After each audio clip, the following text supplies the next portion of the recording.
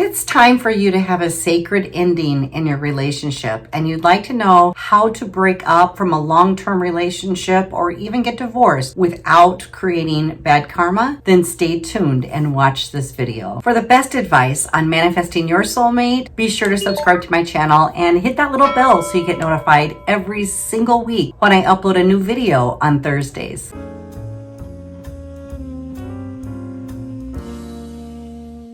Hi everyone, I'm Diana Palm, your love attraction specialist, and I've helped thousands of individuals to increase their love vibration and manifest their highest potential soulmate. In my book called The Love Book, The Secret to Finding Your Soulmate, I discuss sacred endings. And this is what we would normally call a breakup or a divorce. And there's always so much negative and mixed feelings about the ending of relationships. And what I would like you to do is restructure and reframe the way that you're currently thinking about relationships. Our lifespan is so much longer now than it has ever been before, and it's unlikely that you will actually fall in love with and be able to spend your entire lifetime with your partner that you selected. Many times we outgrow our partner. Many times we lose a partner, and it's really important to know that we can always adapt, that we can continue to grow throughout our life, and that there are many, many possibilities for us, each of us, throughout our lifetime to attract new soulmates. Now, I'm not saying to just throw away your commitment and not put that time and effort into your relationship, but when you have done all of those things and you're still not in alignment with your partner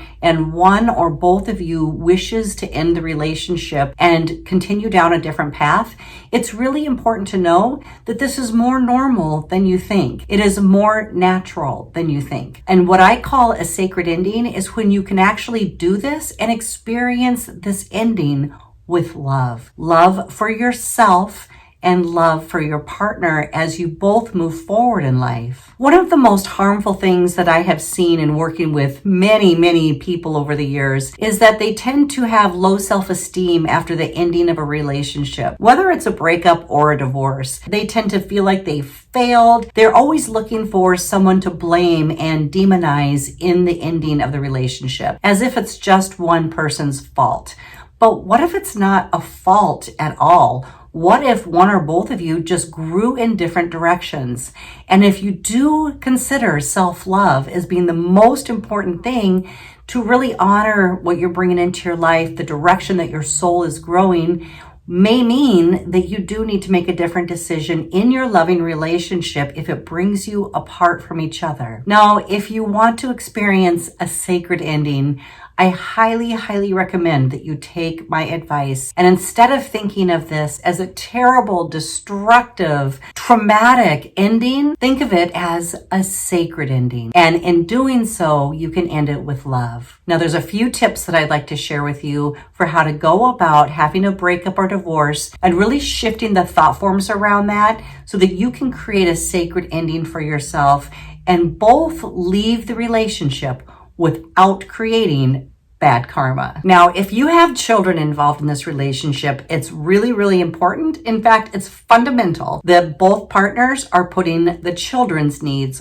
first. So this will be opposite than many of the divorces we've heard about in the past, where people are just using their children as pawns, using them against each other, or using them to gain more money from the other partner. In a sacred ending, when you both put the children first, you truly, truly put what is best for the children first, there may be some different financial arrangements involved. And another step to the sacred ending is ensuring that both partners are well established to begin their life anew. That does not mean that one is going to be obligated to pay for the other forever. It's just a starting point where both people are leaving with equal furnishings, equal financing, that the medical arrangements are split up, that the life insurance policies are split up, whatever other agreements that you have made within this relationship, that they're really equitable and that you can actually discuss this with each other and split them apart. One of the things that I really do not like to see when people get divorced from a traditional marriage, and it's usually the male that is funding the female's life forever because of the lifestyle she's become accustomed to. Now, a sacred ending is not about that. Of course, if you have the finances and it's really not going to break the bank,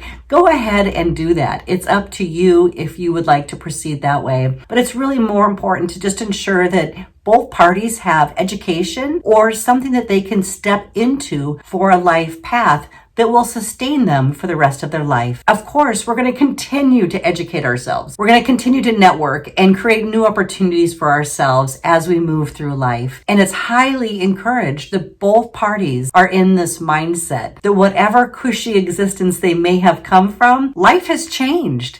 And it's time that you wrap your mind around that and get excited about your future and begin tapping into your own ability to create whatever passion projects really light you up. Because this is a new time. It's a new time of discovery. It's a new time of growth. And it's an opportunity for you to discover brand new things about yourself that you may not have had the time to do before. Of course, other things are going to change. The structure around your holidays will change. Your traditions will change. The way that you have come together on holidays, whose family's house you go to, all of that will change. It's really worth it to have that discussion as you're creating your sacred ending with your partner and to resolve ahead of time what those type of new plans will look like. The more flexibility you can bring into the situation, the more harmonious it will be for all parties, including the extended family and friend group. Sometimes people are resistant to change and they're like, oh, we've been going to my mother-in-law's for the last 20 years on Christmas Eve and that's what we do. Well, that kind of mindset is really not going to work. In order to have a sacred ending, everyone needs to show up being very open-minded and flexible about creating new plans that work for all parties. And in this, you're going to find that there's so much more freedom in how you come together to celebrate holidays, who meets at what time, and what new traditions you can establish. It's a really creative time for your family to have more input on how they'd like to celebrate and who they'd like to spend time with. It's also a great idea to go ahead and look through the photo albums and separate those out if you still have physical photo albums. Nowadays, most people carry their photo albums around in their digital phones, and there is less of those photo albums to go through and sort through. Let your children go through the photo albums and select all the photos that they'd like to keep that remind them of their childhood. And the two adults that are in the relationship can split things up equitably. In fact, if you have that kind of stuff, it's a really good idea as you're moving forward to take it down off your wall so you can create new space for your new partner to step into your life with.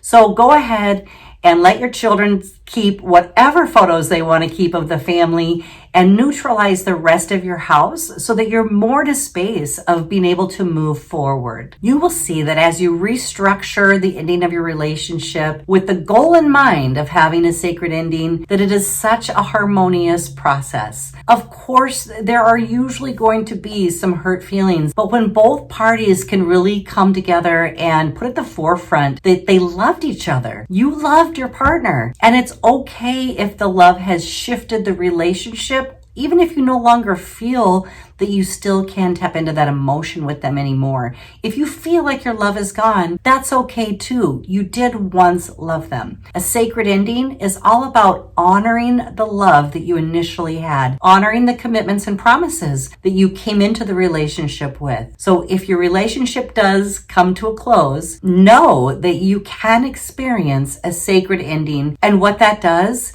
is really illuminate the love that you did once have, which really brings much more healing to all parties.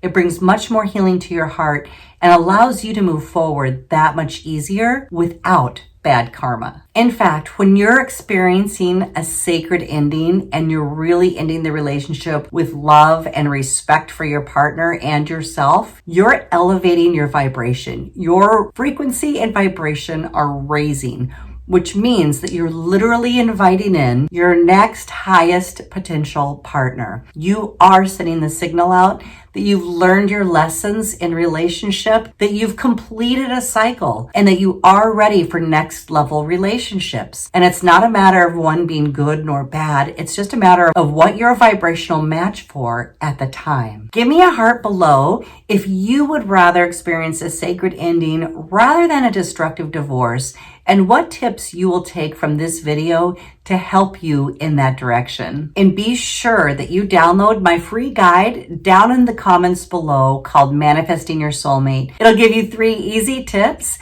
to help you heal your heart, raise your love vibration, and manifest in your soulmate. If you like this video, be sure you give me a like down below, subscribe, and share it with your friends. Thank you so much for being here, everyone. I can't wait to help you fall in love.